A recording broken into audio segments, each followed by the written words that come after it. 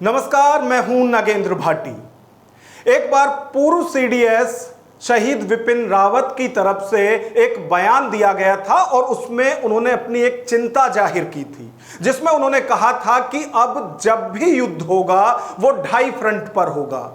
एक फ्रंट होगा भारत और पाकिस्तान, दूसरे मोर्चे पर भारत और चाइना, और जिस आधे फ्रंट की बात उन्होंने की थी वो देश में बैठे हुए ऐसे लोगों के लिए की थी जो खाते तो भारत का है लेकिन गाते पाकिस्तान और चाइना का है।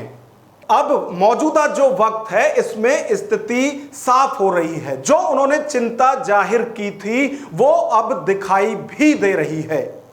जिस तरह से पहलगाम नरसंहार के बाद भारत ने ऑपरेशन सिंदूर के जरिए पाकिस्तान को उसकी जमीन पर घुसकर जो जवाब है वो भारत की सेना ने दिया था, और उसके बाद पाकिस्तान की तरफ से जो भी वार किए गए वो सब भारत की सेना ने विफल किए थे। उससे यह तो स्पष्ट हो गया कि इस मोर्चे पर तो भारत कम से कम मजबूत है। यानी जब भी भारत पाकिस्तान का खुलेआम वार होगा तो उसमें भारत उसे जवाब देने में सक्षम है। अब हम दूसरे फ्रंट की बात करते हैं। दूसरे फ्रंट के लिए उन्होंने कहा था चाइना। यानी जब भी चाइना और भारत का युद्ध होगा तो उसमें स्थिति क्या होगी। अब आप देखिए कि भारत और पाकिस्तान की तरह ही भारत और चाइना का भी युद्ध पहले हो चुका है।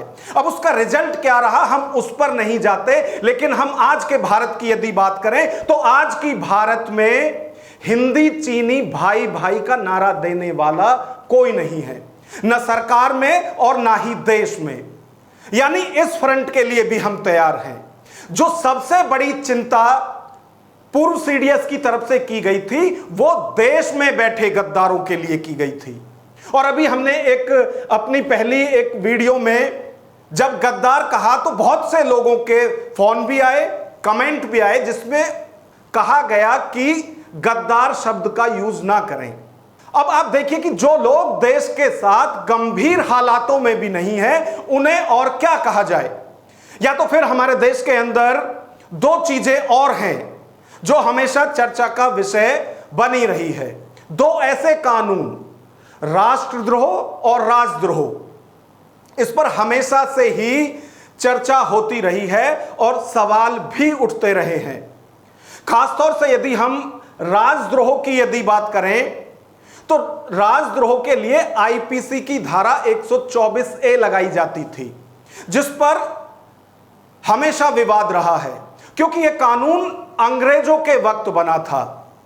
उस वक्त राजद्रोह उन लोगों पर लगता था जो उस वक्त की सरकार यानी अंग्रेजी हुकूमत के खिलाफ आवाज उठाते थे। लेकिन आज की तारीख में या आजाद भारत में हम यदि बात करें तो जो उस वक्त जिन पर राष्ट्रद्रोह लगता था वो आज हमारे स्वतंत्रता सेनानी हैं, जिन्होंने देश की आजादी के लिए अपना सर्वस्व न्यौछावर कर दिया था, जिन्होंने अपना सर्वोच्च बलिदान दिया। या जो जिंदा रह भी गए थे उन पर भी उस वक्त अंग्रेजी हुकूमत की तरफ से आईपीसी की धारा 124A लगाई जाती थी। और हमेशा से विवाद रहा है राष्ट्रद्रोह और राजद्रोह में। तो एक तो यह चीज स्पष्ट होनी चाहिए कि जो राजद्रोह है वो है शासन के विरुद्ध यदि कोई आचरण करता है तो वो राजद्रोह है। उसी तरह से यदि कोई राष्ट्र के विरुद्ध आचरण करता है तो वो राष्ट्रद्रोह है। जो आईपीसी की धारा 124 थी उस पर हमेशा से विवाद रहा था और मई 2022 में सर्वोच्च न्यायालय की तरफ से उसे खत्म कर दिया गया था, उस पर रोक लगा दी गई थी।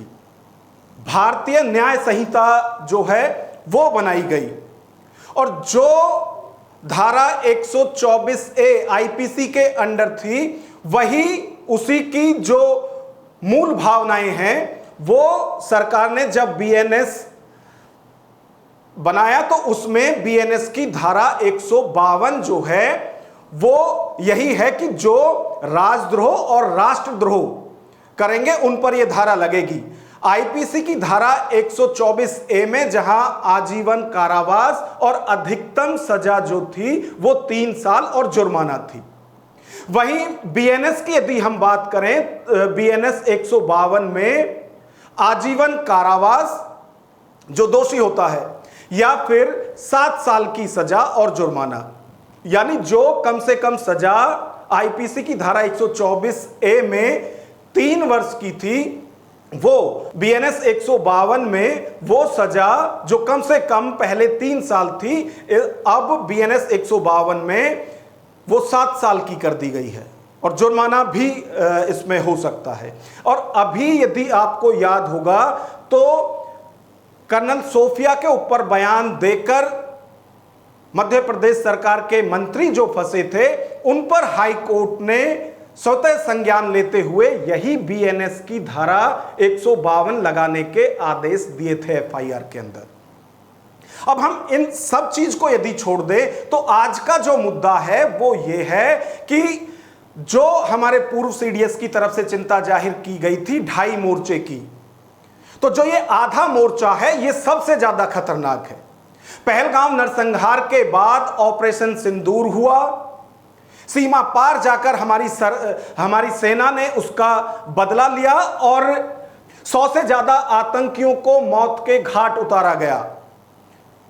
उसके बाद जो हमारे देश के अंदर बैठे हुए लोग हैं, उनकी तरफ से जो बयान आए हैं या जो बातें कही गई हैं या अभी भी की जा रही हैं, अब सवाल यह उठता है कि उन पर राष्ट्रद्रोह का कानून क्या नहीं लगना चाहिए? क्या उस तरह की कार्रवाई उन पर नहीं होनी चाहिए? इससे पहले यदि हम बात करें तो इस तरह का जो माहौल था वो सिर्फ उस वक्त दिखाई देता था जब भारत और पाकिस्तान का मैच होता था, क्रिकेट मैच। उसमें भी यदि भारत की हार होती थी तो हिंदुस्तान में बहुत से लोग ऐसे थे जो पाकिस्तान जिंदाबाद का नारा लगाते थे और पाकिस्तान के झंडे फहराते थे।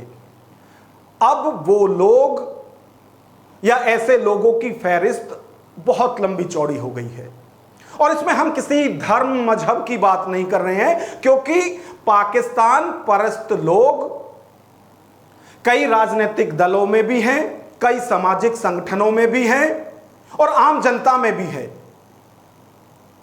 पहलगाम के बाद जिस तरह का चेहरा खुलेआम लोगों का दिखाई दे रहा है, चाहे उसमें जो पहलगाम नरसंहार हुआ था उसके ऊपर भी लोगों ने सवाल उठाए थे, उसमें भी बताया था कि यह सरकार प्रायोजित हो सकता है क्योंकि कई स्टेट्स में अभी चुनाव आने हैं और चुनावी फायदे के लिए अपने लोगों को इस तरह से मरवाया गया है। और पहली बार हमने, पूरी दुनिया ने यह देखा कि जो आतंकी हैं वो धर्म के नाम पर, धर्म पूछ पूछ कर टारगेट कर रहे थे। इससे पहले के जितने भी आतंकी हमले हुए थे उसमें आतंकियों ने सिर्फ और सिर्फ लोगों की जान ली थी, बिना ये पूछे, बिना ये कंफर्म किए कि वो किस मजहब, किस जाति के लोग हैं। तो उस वक्त तक सवाल भी नहीं उठ रहे थे और इतने ज्यादा सवाल नहीं उठ रहे थे जितने कि आज की क्या आतंक का कोई धर्म होता है। खैर, आज का हमारा मुद्दा यह भी नहीं है कि आतंक का मजहब से या आतंकियों का किसी विशेष मजहब या धर्म से मतलब है भी या नहीं। हमारी चिंता वही है जो हमारे पूर्व सीडीएस की थी। इस आधे मोर्चे का क्या किया जाए?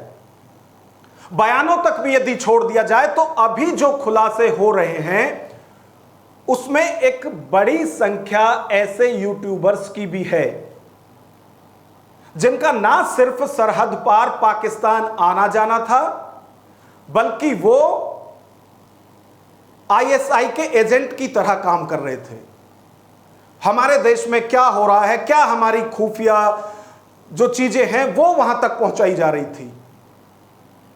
तो अब वक्त आ गया है कि सरकार को जो बाकी 2 मोर्चे हैं, चाइना या पाकिस्तान, उनको होल्ड पर रखकर पहले ऐसे राष्ट्रद्रोहियों पर कार्रवाई करनी चाहिए, क्योंकि देश अब यह बर्दाश्त करने के मूड में नहीं है कि हमारी सरजमी पर रहकर लोग, हमारे अपने लोग हमारे खिलाफ इस तरह की साजिश करें और बड़े लेवल पर करें। अब हालांकि कार्रवाई अभी हो भी रही है, लेकिन ये अभी कुछ लोग हैं जिनके नाम सामने आए हैं। ये एक बहुत लंबी और बड़ी चेन हो सकती है कि किस तरह से हमारी जो इधर की जानकारी है वो सीमा पार ना सिर्फ सोशल मीडिया के माध्यम से, बल्कि लोग सरहद पार करके वहां जाकर भी दे रहे थे। और अभी जो खुलासा हुआ है उसमें सिर्फ एक ज्योति मल्होत्रा यूट्यूबर का नाम नहीं है, बल्कि लगातार खुलासे हो रहे हैं। स्टेट वाइज अलग अलग स्टेट में जो ये लोग हैं इनकी चेन बनी हुई है, अलग अलग शहरों में इनकी चेन बनी हुई है। तो सबसे अहम कार्रवाई और सबसे बड़ी जो कार्रवाई है वो सरकार को इन पर करनी चाहिए। जो देश में बैठे हुए गद्दार हैं, देशद्रोही हैं, इन पर सबसे पहले कार्रवाई होनी चाहिए, क्योंकि जो सरहद के पार हमारे दुश्मन हैं उन्हें जवाब देने के लिए हमारी सेना पूरी तरह से तैयार है, हर तरह से सक्षम है और वो कई बार ये दिखा भी चुकी है। तो अब वक्त आ चुका है देश में बैठे हुए ऐसे गद्दारों पर कार्रवाई करने का जो खाते यहां की हैं लेकिन गाते दूसरे मुल्कों की है। और इसके लिए देश पूरी तरह से तैयार है। देश की आवाम भी ये चाहती है कि देश के अंदर सिर्फ और सिर्फ देशभक्त लोग रहें, देशद्रोही या देश के गद्दार नहीं।